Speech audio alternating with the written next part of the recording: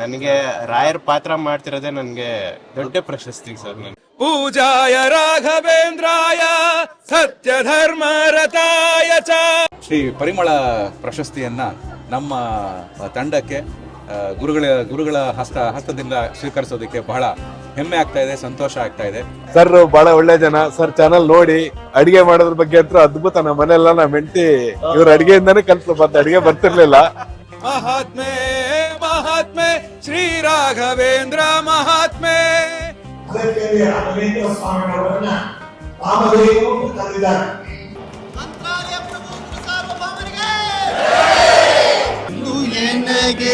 ಗೋವಿಂದ ನಿನ್ನಯ ಪಾದ